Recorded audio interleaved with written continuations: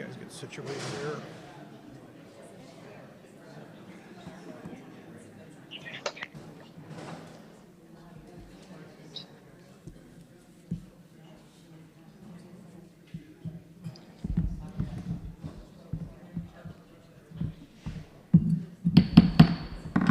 Good evening, everybody. Thanks so much for taking time out of your day to join us here for the June 2025 Board of Directors meeting.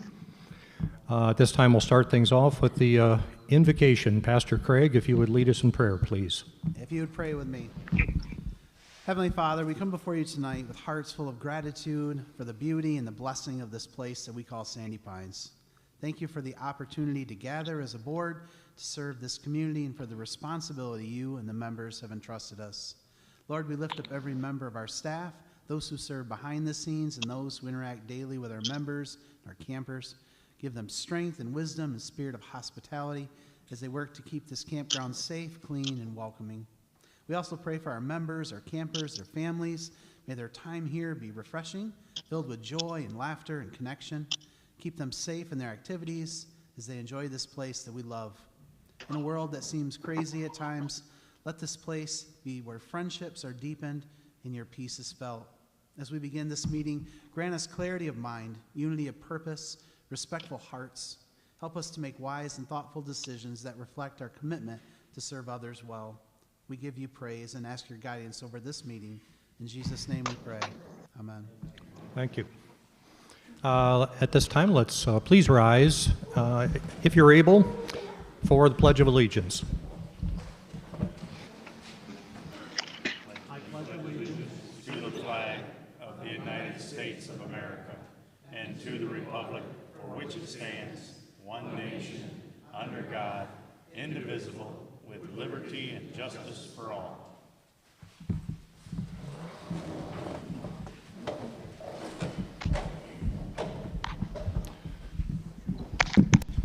Kim, would you do the roll call, please? Yes. Ellen Carpenter. Here. Rick Day. Here. Bob Deckinga. Here. Pat Dosema. Here. Jenny Hager. Here. Larry Munger. Here. Paul Peppel. Here. Craig Van Beek. Here. Scott Wyman. Here. All present. All right, next on the agenda tonight, we will allow member comment if there's something that you'd like to comment about any item that's already on the agenda. And it is not a question and answer, rather we reserve time for that at the end of the period, so you can ask any of us any questions that you wish at the conclusion of this meeting. But if anyone would like to comment about anything that's on the agenda, please feel free to go to the microphone, name and site number, and speak your piece.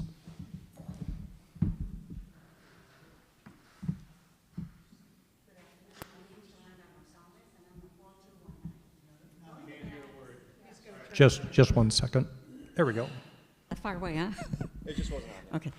Hello, my name is Yolanda Rosales, and I'm on 4219. And I would like to say thank you to Larry Munger for being there for us and for representing us in this park. Again, thank you, Larry.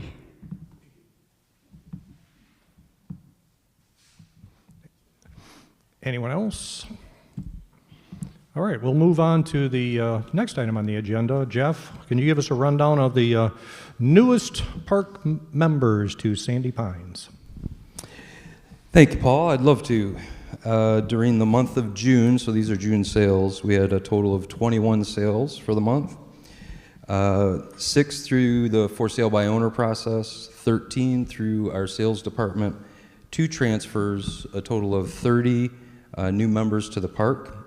Demographics are 4 in their 30s, 7 members in their 40s, 8 members in their 50s, 9 members in their 60s, and 2 members in their 70s. And that concludes the sales for June 2025. Thank you, Jeff. I'll entertain a motion from a board member for approval of the new park members. Approved. Support. Any discussion? All those in favor speak by saying aye. Aye. Aye. Any opposed? And welcome new members. The board has at this time received the June 2025 minutes from last month's meeting, and I will entertain a motion to approve those minutes as written. So moved. Support. And any discussion on that? Hearing none. All those in favor signify by saying aye. Aye. Any opposed? And that passes. All right, item number 8, we move on to finance. Kim, can you give us a recap, June 2025 Sandy Pines Wilderness Trails financial statement? Yes, of course. So for Sandy Pines, June 2025 year-to-date, our overall financial position with our cash liquidity, this has improved by $450,000, reflecting a strong cash position as of the end of the month. Our total consolidated net income has declined by $250,000 compared to the prior year. But I do have a couple departmental highlights that will attribute to that. Public safety income and related payroll expense has increased by $15,000 year over year, and this was primarily due to some anticipated staffing adjustments. Resort lake maintenance expenses rose by $100,000, which was largely attributed to the Winter Lake Improvement Project. Our utility expenses are increased by $100,000. This was driven by the significant surge in consumption during the extreme heat we experienced in the month of June. The member electric revenue, however, is up $60,000, which is consistent with the June quarterly assessment and in line with the member usage trends that we noticed in the previous year. Our professional services costs have increased by $28,000, and this is reflecting some ongoing short-term project activities, so we will see that slow down. Those items specifically relate to some of our computer systems and updates, which we're phasing into the final steps of that, as well as some projects within the park that we've been looking at. Depreciation, as expected, we did note what rose by $57,000 due to some recent enhancements to community amenities. Our cable services, the income grew by $47,000, but that was also accompanied by a $42,000 increase in the related expense. Our golf cart rental income is up $5,900, while our lease expense has increased $12,000. This discrepancy does appear to be related to the timing of the lease payments, and we'll continue to monitor that to ensure the alignment over time.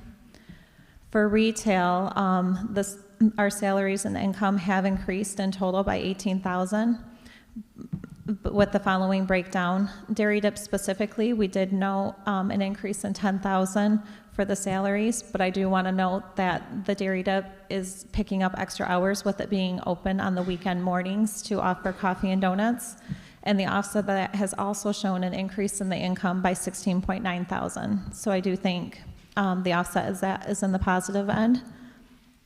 The cafe, our salaries is up $6,000, but income did decrease by about $2,600. And the store salaries is up $1,000, and income did increase $2,300. So we'll continue to watch those as the month goes on, or as the year goes on. And then last, some other revenue streams. We did note that the sales commission, sales within the park was down by about $35,000, but the transfer income is up $13,600, and our site rental revenue or camping is up $13,900. And that concludes my review for June 2025. Thank you, Kim. This time I'll entertain a motion to approve the June 2025 Sandy Pines Wilderness Trails financial statements. So moved. Supported. Any questions or discussion? Hearing none, all in favor signify by saying aye. Aye. Aye. Any opposed? And that motion passes. Kim, let's stay in June 2025 and let's look at the golf course. All right, Lake Monterey Golf Course, as of June 2025 year-to-date, our cash liquidity holds that total assets, the total assets of $2.3 million is up $1.82 million from the prior year. Our cash reserves are strong at $848,000, and long-term debt was reduced by over $100,000 compared to the prior year, and that was the payment on the long note payable to Sandy Pines. We have noticed that there is a 73% of our annual budget of $778,000 and a 4% increase compared to the same period last year. Our golf membership revenue reached $32,090, which is currently exceeding our annual goal of $20,000. Our green fee categories have generated $147,357.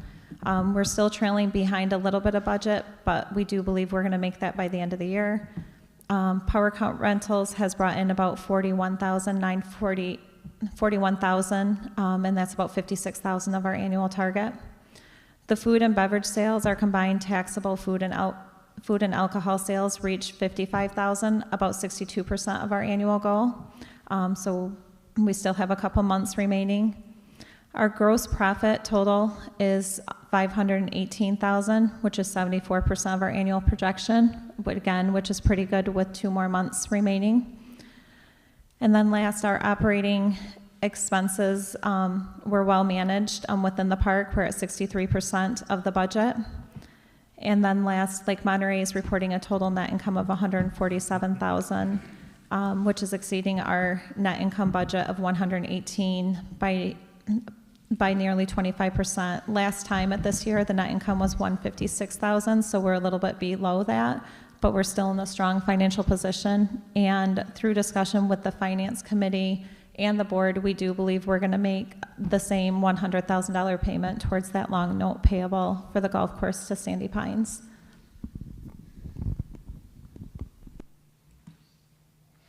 Oh, I guess we're done. At this time, I'll entertain a motion to approve the June 2025 Golf Club financial statements as written.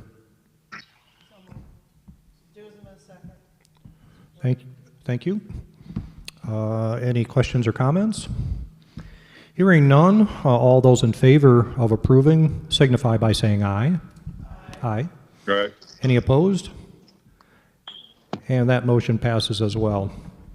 Staying with the finance, we have an annual vote that comes up every August. The budget is voted on by the board. That's done at our August meeting next month. And there's a lot of preparation, obviously, that goes on behind the scenes. And Kim, can you give us kind of a brief overview of some things that we're looking at? Sure. I do have to say the month of June has been, or July, we're in July, looking at June, has been very busy. I didn't even know July was here. So July has been very busy for us. Right now, we are in the final stages of the budget. We're also looking at the financial statements. Next week already, we'll be closing out the July financial statements. So it's just hard to believe that we're reviewing June, and next week we'll be closing out July. But with the budget and stuff too, we're going through those final steps because in a couple weeks we'll be presenting the final budget to the Finance Committee and the Board of Directors for approval for next year. This month in July, with the capital investment review tomorrow, we have been really heavily focused on the capital infrastructure planning and evaluating the long-term needs of the park. The expiration of that capital reserve will be in the fiscal year 2027 at the end of that year, so we need to start thinking ahead and see where we're going to go from there. For fiscal year 2025, the Finance Committee and the Board of Directors did conduct, looking into fiscal year 2026, the Finance Committee and Board of Directors did conduct a detailed review of the projected budget shortfall that we're seeing currently going into the new year. And a lot of this is just from added strain of overall expenses that we're noticing within inflation across the board. Even with the application of that Midwest Consumer Price Index that we apply to the dues as reflected in the bylaws, the budget is still reflecting an additional shortfall of net income of approximately $100,000. Sandy Pines is increasingly challenged to keep up with those inflationary pressures, as we are noting that the CPI base cap on that dues increase limits our ability to fully offset those rising costs. So it's trying to find that consistent balance there. Because operational dues are no longer finding that they're sufficient to cover the growing burden of those fixed operational costs, the Administration, Finance Committee, and Board of Directors together all the managers are evaluating the structure of the fees more closely. This is going to include focusing on aligning the fees with inflation-driven expense increases. So the areas that we're going to look at are the areas that we are noticing the drive in those inflation pressures and those rising costs. Additionally, in the last year and a half, the Department of Labor regulatory changes and the Fair Labor Standards Act have introduced new compliance requirements that we've had to follow. With Sandy Pines as a seasonal membership, our positions are a little bit different, but there's still added pressure for us to comply with those regulatory agencies, and we have no choice, so that we have found it has added some additional pressure to the operational budget. We are being thoughtful through the integration and looking that closely with our financial budgeting as well. So again, a comprehensive review of all of those factors are going to be completed in the next couple weeks, and we'll be presenting that in the August Board of Directors and Finance Committee meetings for the final approval and evaluation. So that completes my review for the budget. Very good. Thank you, Kim. And just as a reminder, there is a town hall tomorrow morning in this building, in this room, tomorrow morning at 9 o'clock, where Jeff and the administrative team will talk further about the upcoming 10-year, which is set to expire in 2 years. So the things that we're doing to prepare for that and the different things that we're looking at. So I encourage you, if you're able to see it live, and if not, of course, you can watch it on our YouTube channel at your convenience. The annual election is coming up in August on the 16th. This is going to be a big one for the board, as there will be a one-third turnover. There are 3 of us, Ellen and Bob and myself, that will not be running. Therefore, we have 3 open positions, and we have 6 very qualified individuals, and I would really encourage you to get to know them better. And don't rely on social media. Try to meet with them face to face. I'm sure they would welcome you speaking face to face to speak about how they think and how they can help, because they're going to be the ones that are going to be part of shaping this park for the next 3 years. So this is a big election, and it's very, very important to get the people in there that align with what your goals are, and make sure that you're on the same page. So I encourage you to get to know them all. There are several here tonight, and I'm sure they'll be very visible over here the next month or so. So that's all I have. Jeff, do you have any comments you'd like to make tonight? Yes, I do. Thank you, Paul. Again, welcome everybody. Good to see you guys out here attending the board meeting. And another good thing that the North Shore is a cooling shelter, because it's a little hot and sticky out there. So thanks for coming. Again, just a couple other reminders. So we got Family Fun Day this weekend as well. Paul already touched on the town hall that's going to take place. We'll talk a little bit more about that further on down the agenda. So it's going to be an active weekend. Should be hot, sticky, and fun. So just some comments from last weekend garage sale and even the previous garage sale. So I don't know how the membership thought it went, but just getting some report outs and feedback from the staff, public safety. This was the first year that we officially said, hey, listen, go ahead and open up on Friday and sell. Our thought process on that was, we're a large park. People getting here Saturday trying to go from one end of the park to the other, one phase after phase after phase. All the good stuff might be gone, right? So it went well, and so thank you to the membership for. We did some changes. Push your sale items off the green space if it's on the main drag here towards the back of the lots. If we had some questions on where those lots were, Steve and Jim, thank you for going out and helping.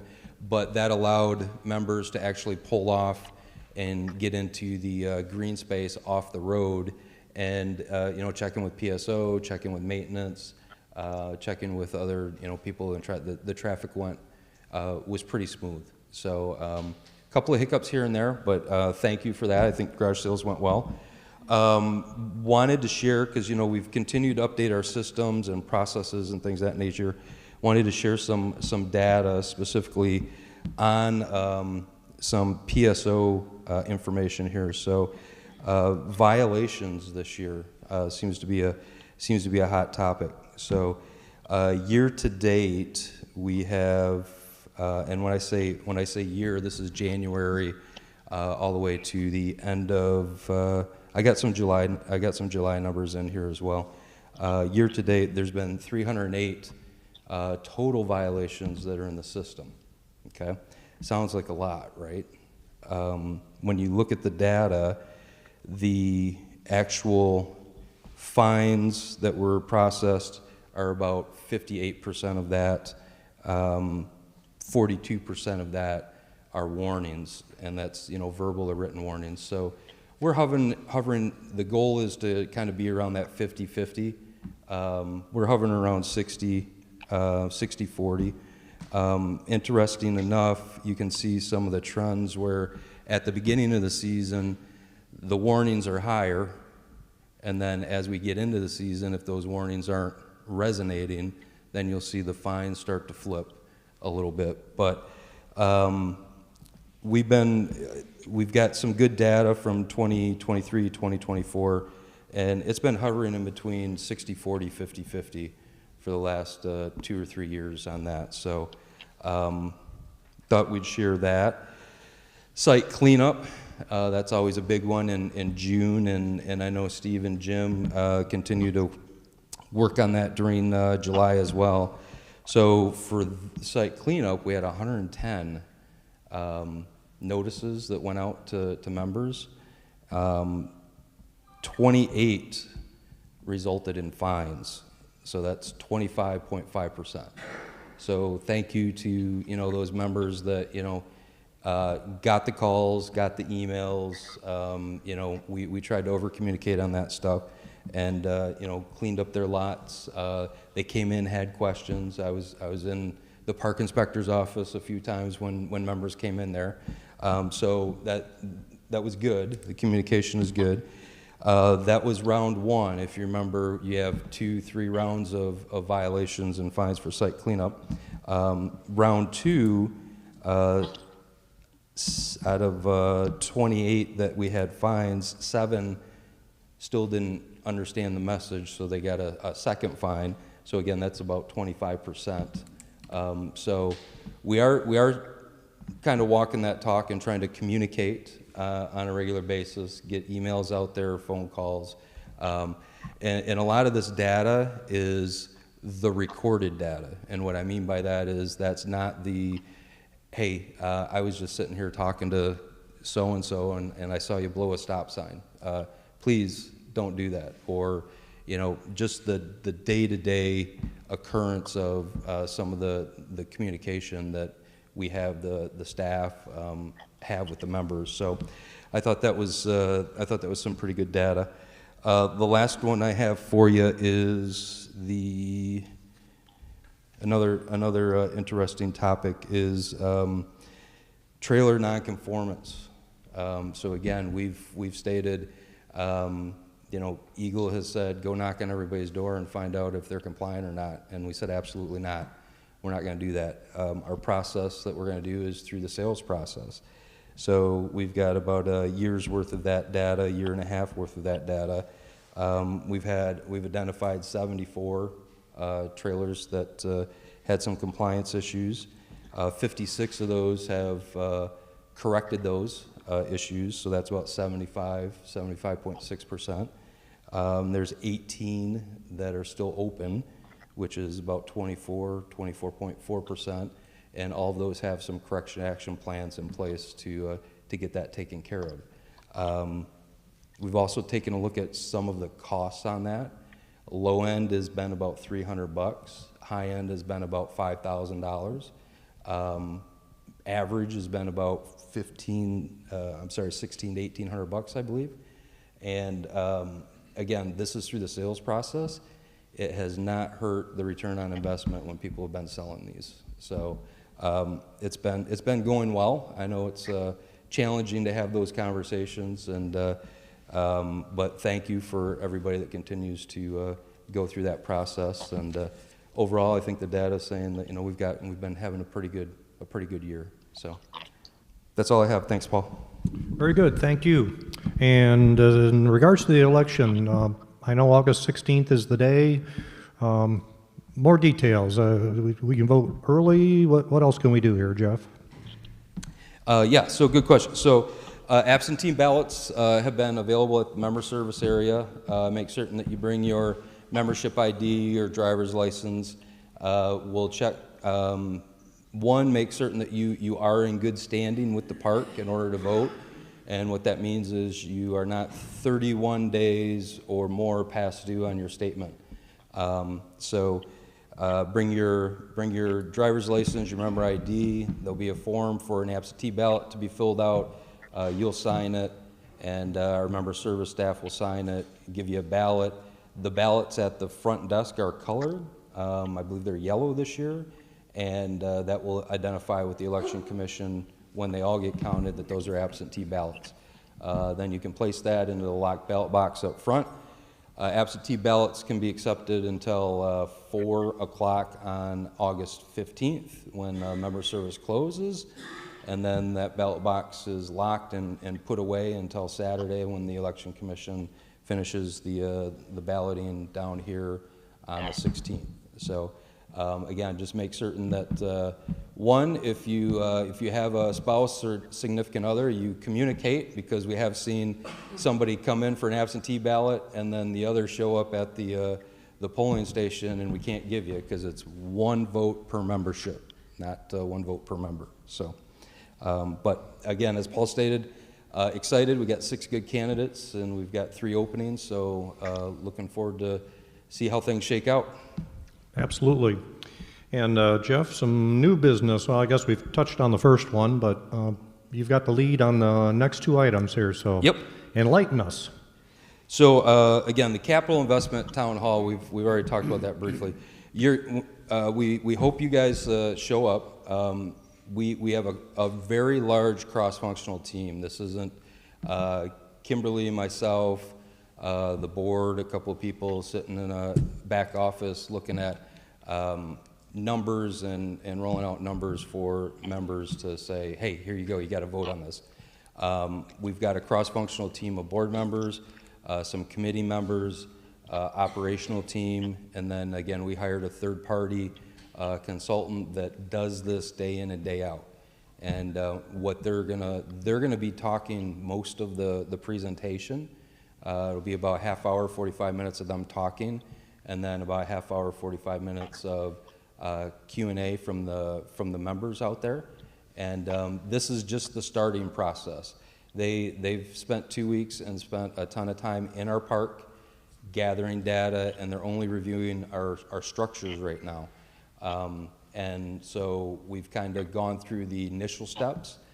We still have to crunch a lot of that data, and this is going to be an ongoing process through this season, the off season, and then we'll come back with probably 1 or 2 more town halls with here's the data, here's what we think we're going to need from the membership from a funding standpoint, and then the plan is to get it on a ballot by next year, and then hopefully that passes. If not, then we'll have to take round 2.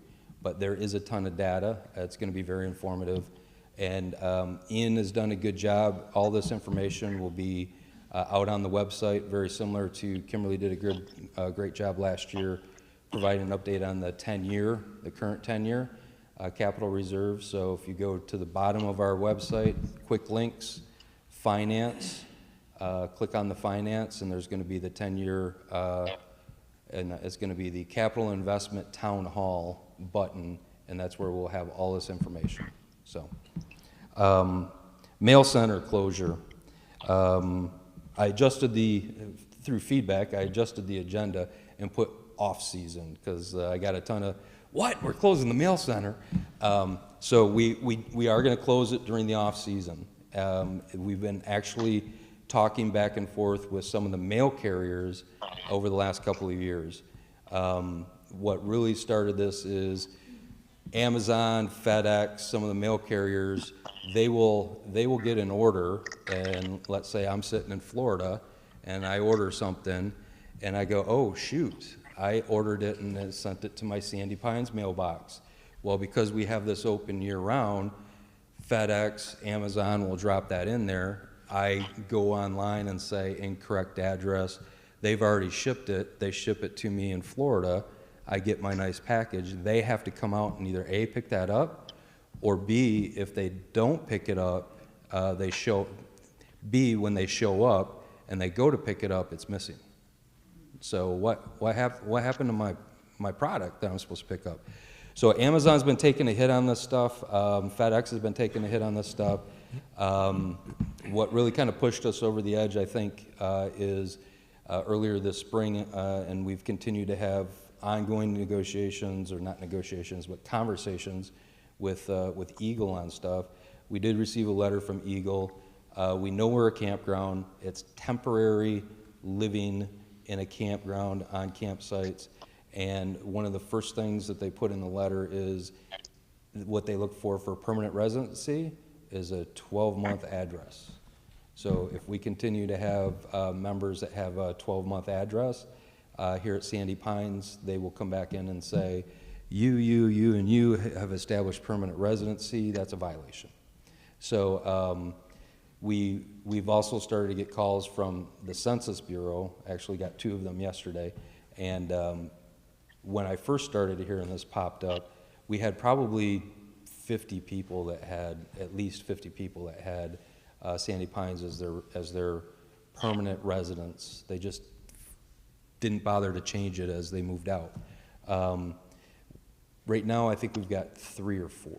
And so we've communicated to the census that, nope, our mail center is closed during the off-season starting this year. So they're going back and making those notes. So we have to close it. It's going to be in the footprints in August. We'll do another communication in September. The plan is October 15 is when we want to close that. I hesitate to say this because this will be a little bit of work with the PSO, but if, like anything else, if you need an extended stay or something like that, just come in the office and talk to us, and we'll try to accommodate where we can, but we do have to close it during the off-season. So. Very good. Okay, the last part of new business is one that I'm going to tackle as far as Lake Committee recommendations.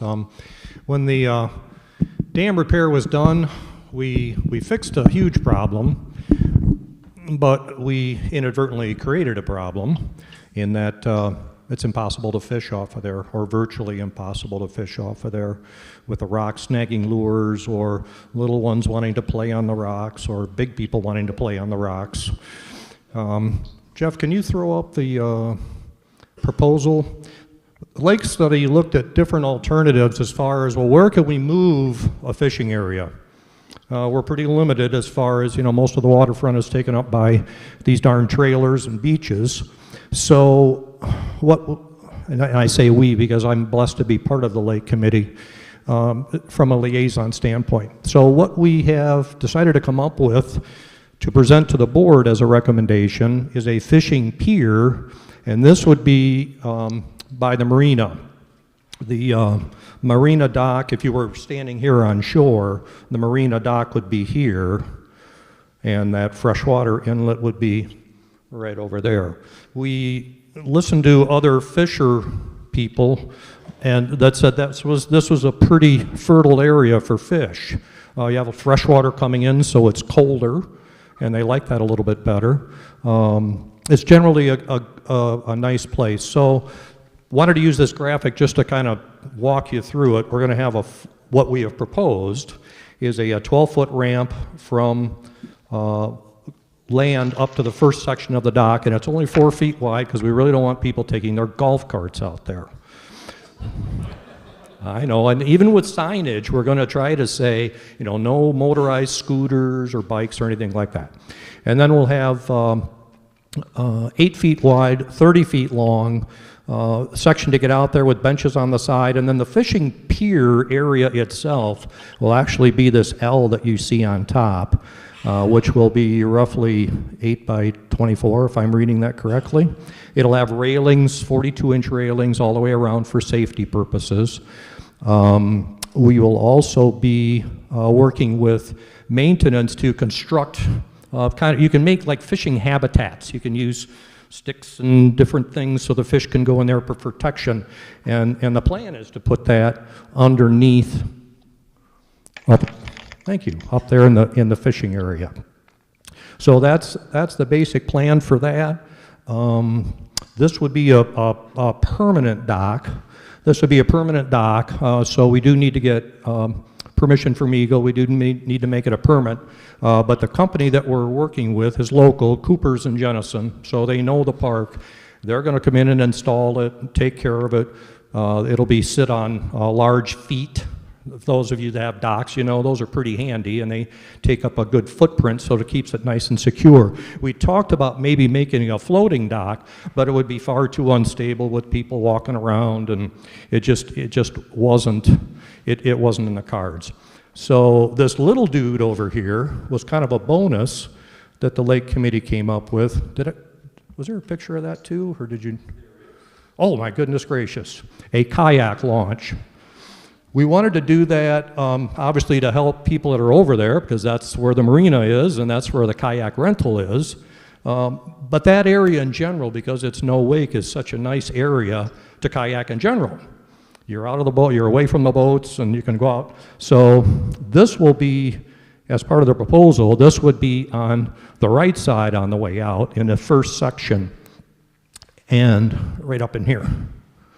And that would be a floating dock, so that will need to come out each season, but we can store it hopefully in the garage where the rental kayaks and other rental parts are.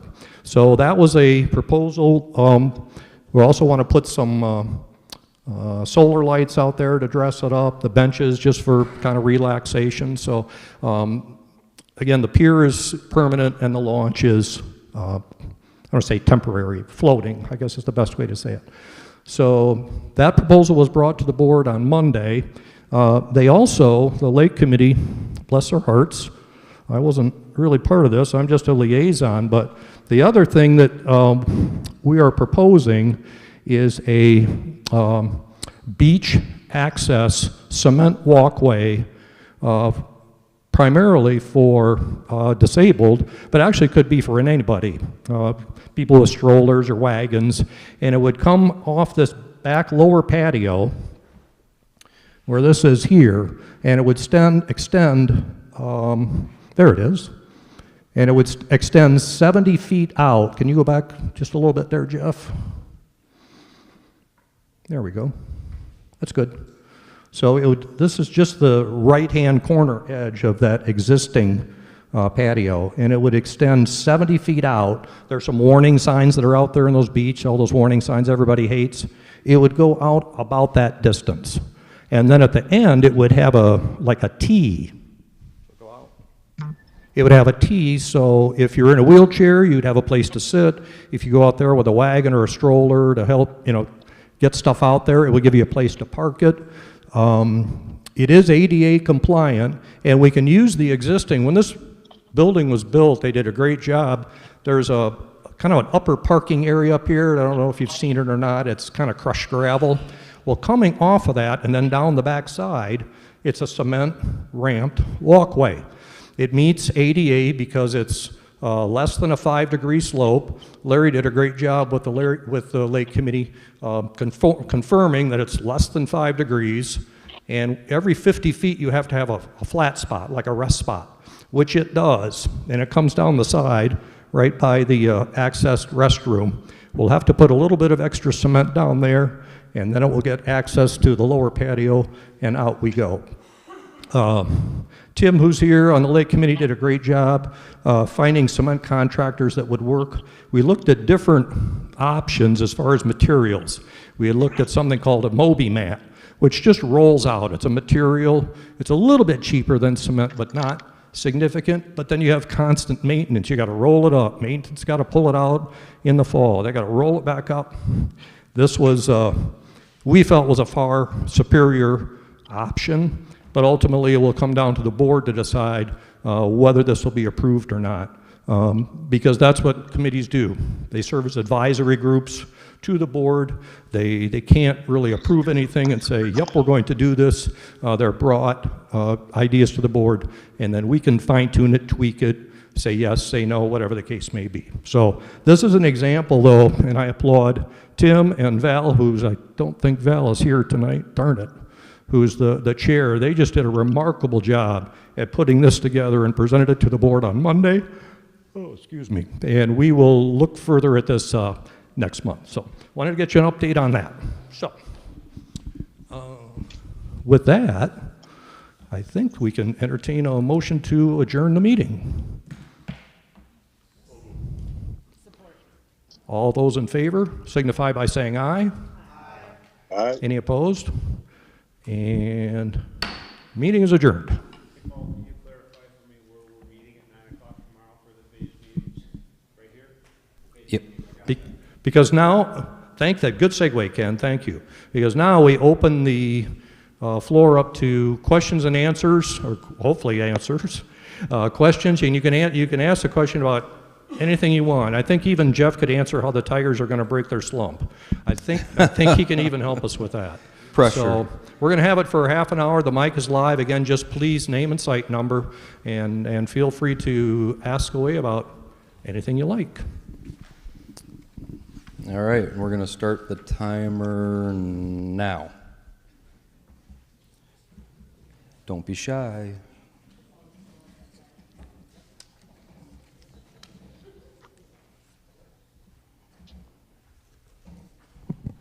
Michael David Myers, 648.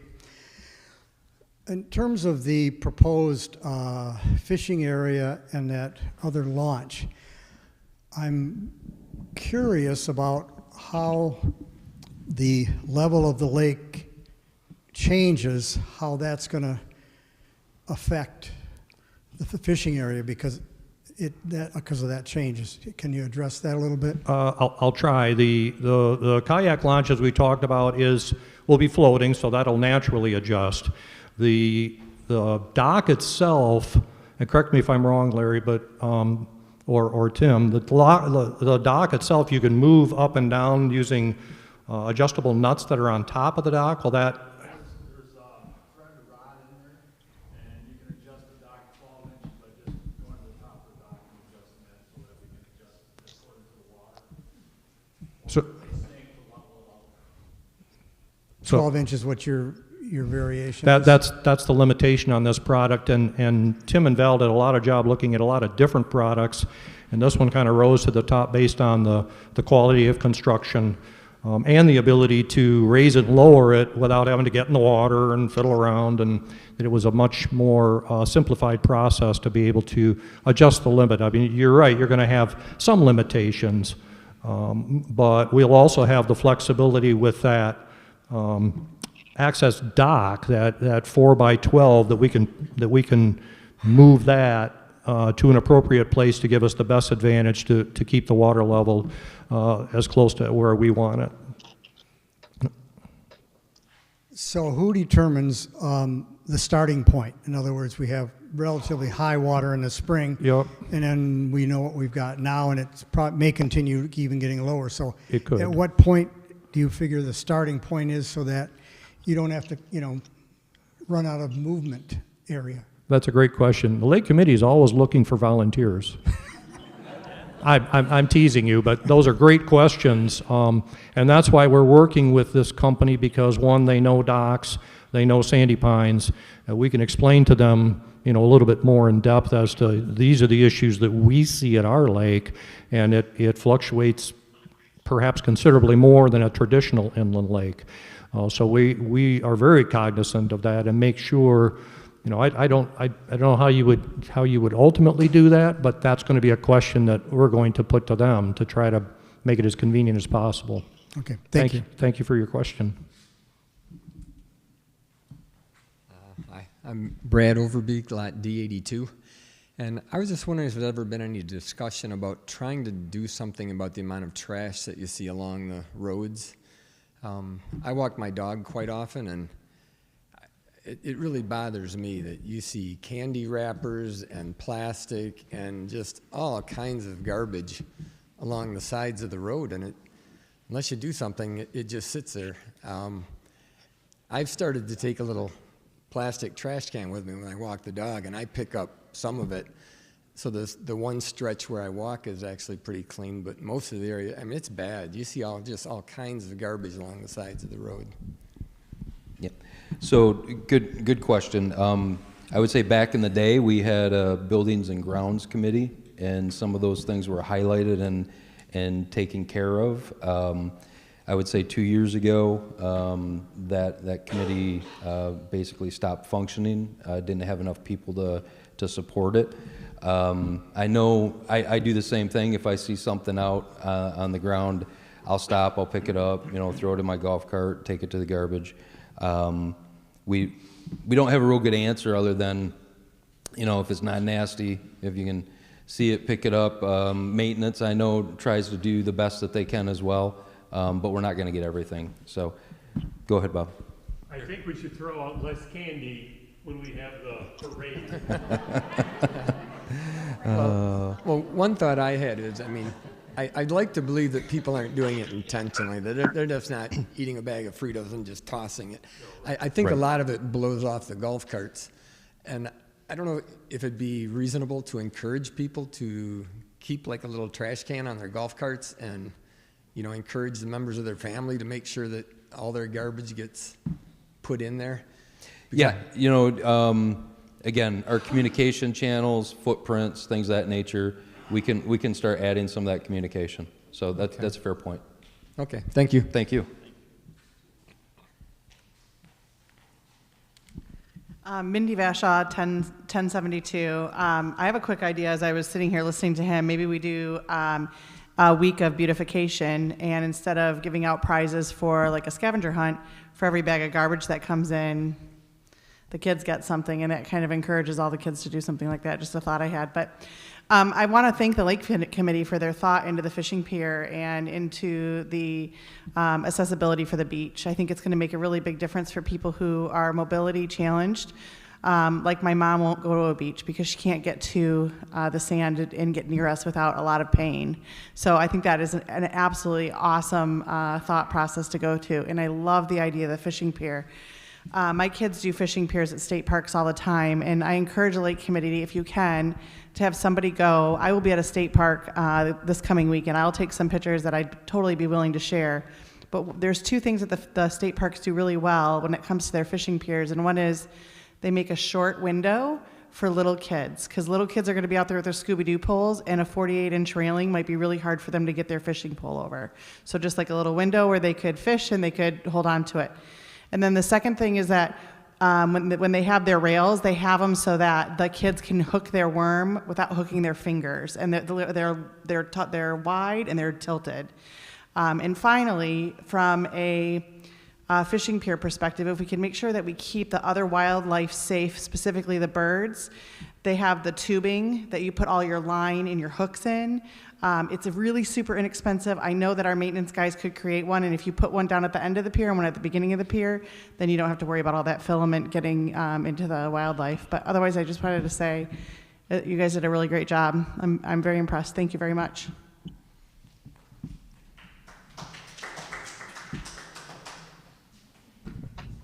Hi, Ken Davis, 774. My question is for the fishing pier. I think it's a great idea, but why does it need to be adjustable? Because of the fluctuation of lake level is the way that I understood it. Well, the other thing that to remember, Ken, is that if that is a stationary product and you have a kayak launch that's moving, if all of a sudden that kayak launch is 2 feet below, that could create a challenge.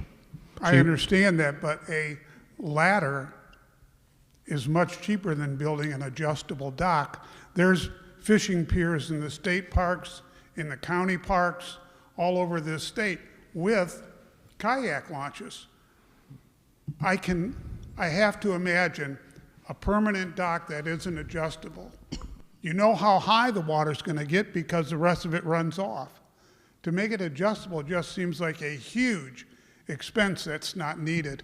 It's part of this, it's automatically part of this. It's not an extra expense on this, Ken. Well, if you deduct it, it is. You save money if you don't do the adjustable dock. I'd like to have seen that broken out and see, here's a permanent dock with a 4-foot adjustable ladder to the launch versus having this entire contraption go up and down. Well- I think that'd be a huge savings. Well, the board can certainly take a look at that. The Lake Committee spent a lot of time investigating. I don't know if that was part of the process that those folks did. Tim, can you maybe elaborate on that a little bit?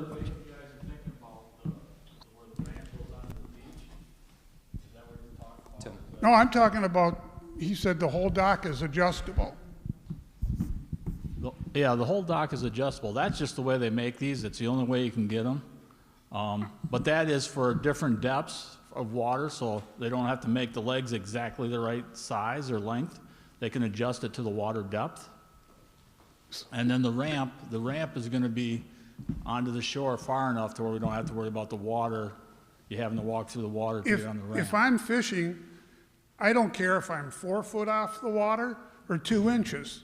I have several hundred feet of fishing line on my reel. Correct. I just don't see the expense for an adjustable dock when you can put pilings in and make a dock, and everybody else in the state makes them that way. What we were looking at, the biggest thing is if, with all that muck, if they would sink over time, we have that foot to move it up and down. Not so much because of the water, it's just to keep the dock level.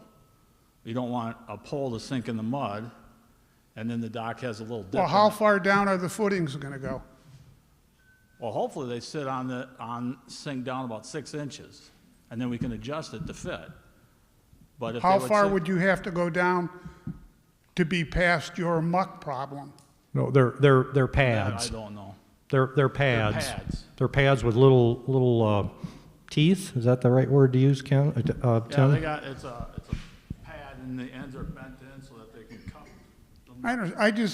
I've been around marinas since I was 12 years old, and nobody ever put floating docks in for the boats, for the kayaks, for anything. I just think that's a waste of money when you could put in a permanent dock that is as high as our overflow and be done with it. Thank you. Thank you.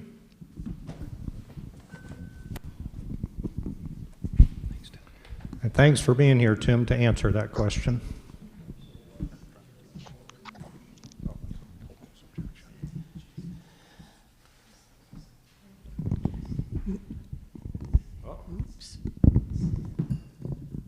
Marilyn Middleton, K352. Have you given any more consideration on what to do with the motorized scooters? I had one pass me on each side going across the bridge at the dam July 5th when the golf cart parking area was full of chairs for the fireworks, traffic in both directions. It was bumper to bumper, and these 2 boys, one on each side of me. If I would have had to move 2 or 3 inches either way, I'd have nailed one of them. So I said to the one kid, "No passing," and he just turned around and looked at me. There was no way I could identify him because there's nothing on his scooter. Yeah, so I know this continues to get vetted through the Safety and Security as well as the Rules Committee. We don't have an answer for this situation yet, but I know both of those committees have been looking at it. I've actually had some members come into my office as well who's been like, hey, we know they're here to recreate, but it might be time to start thinking about how we monitor this. So we're waiting for some recommendations. Is there an age limit on how old you can be to drive one of those? Because I've seen one where the kid's this tall and the handlebars are up here. Yeah, I don't have a scooter, so I don't know. I can't answer that. Thank you.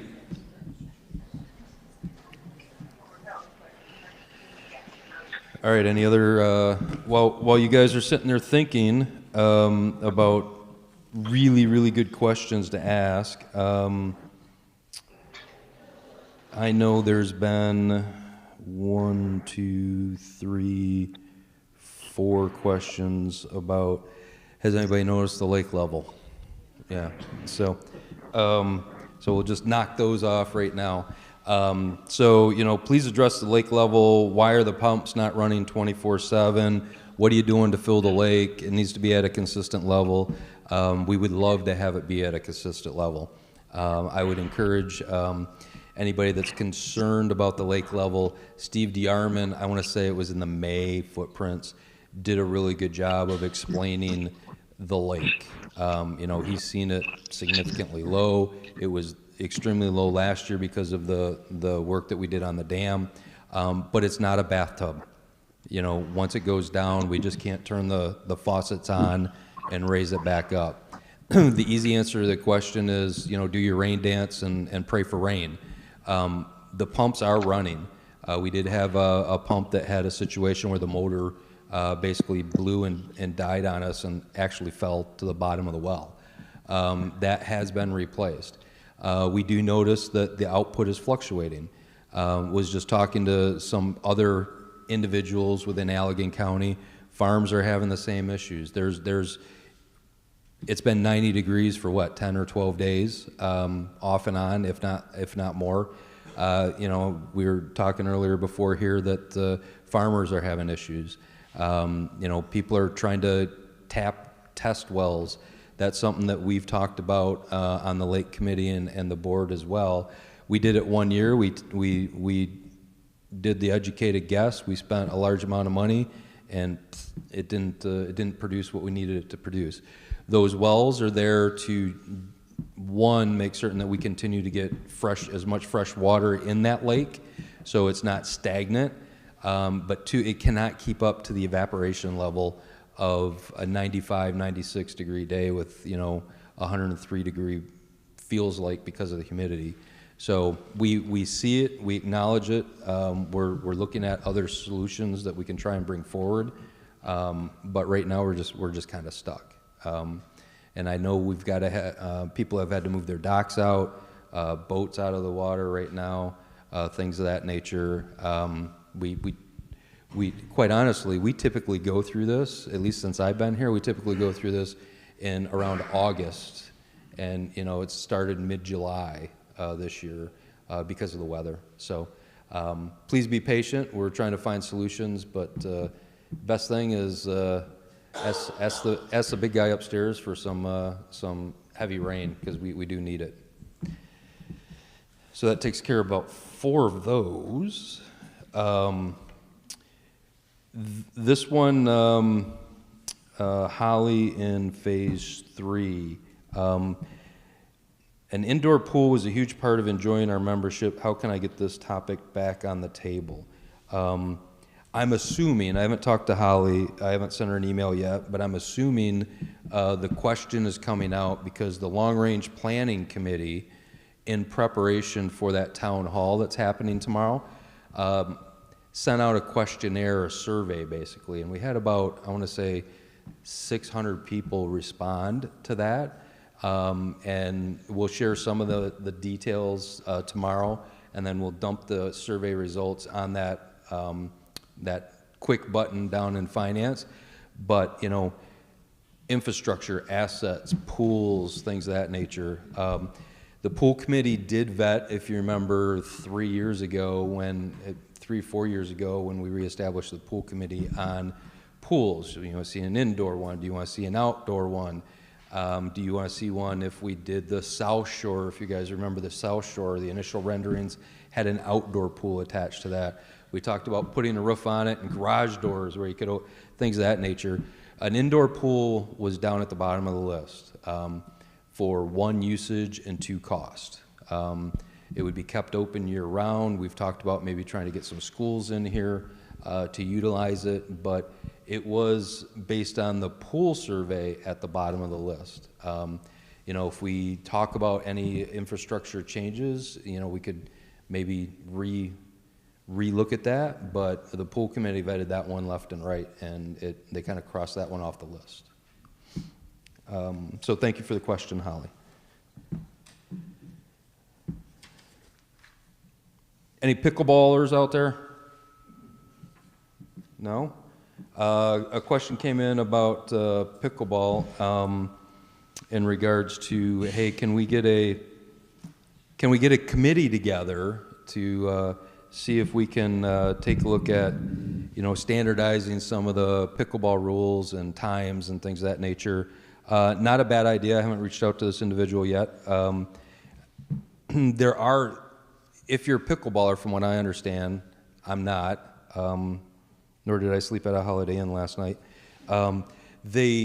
There are some established rules amongst the pickleballers, but to post it and things of that nature, maybe we could do a better job on that. But I'll reach out to this individual and maybe see if that individual wants to take the lead on it and kind of bring some recommendations.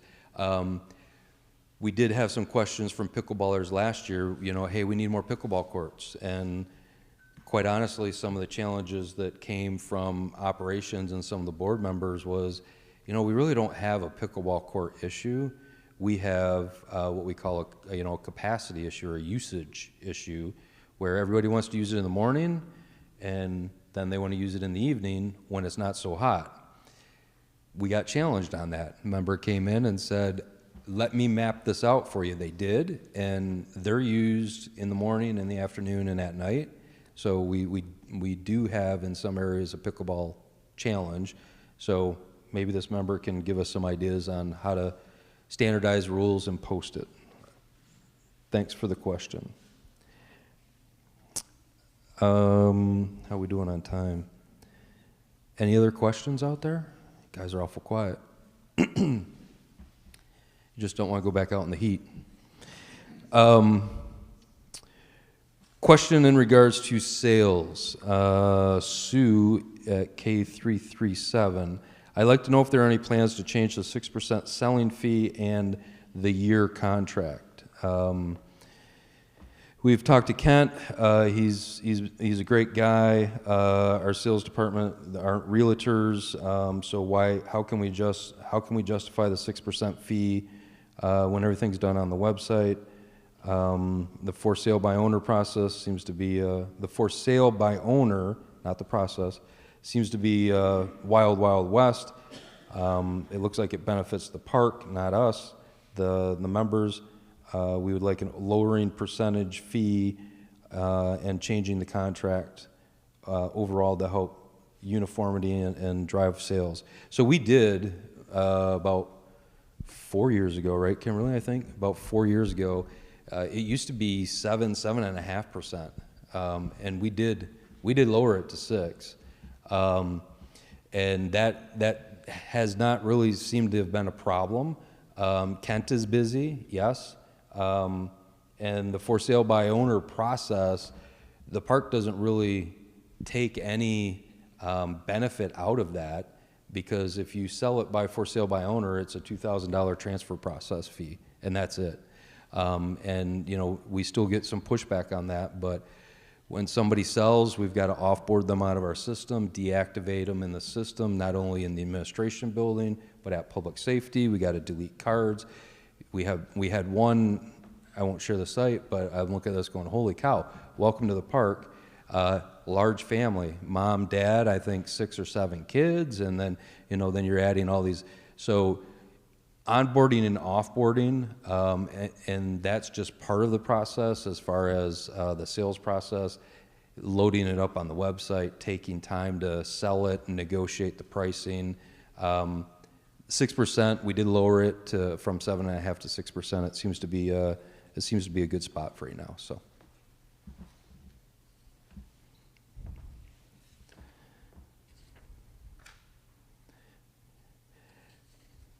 I'll hear this at softball tomorrow, so I might as well bring it up. Mike at 492, is there any way we can get the old rusty Grand Rapids press box by our mailroom removed? It is no longer in use. It looks bad.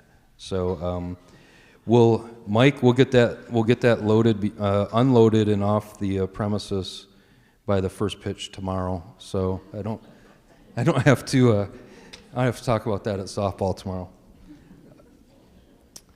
That's it for the write-in questions. I don't know if we've got about 5 minutes left. If there's no other questions, we can jump back out into that heat. Going once, twice. All right, we'll call it an evening. Thank you for coming. Have a blessed weekend. Stay cool.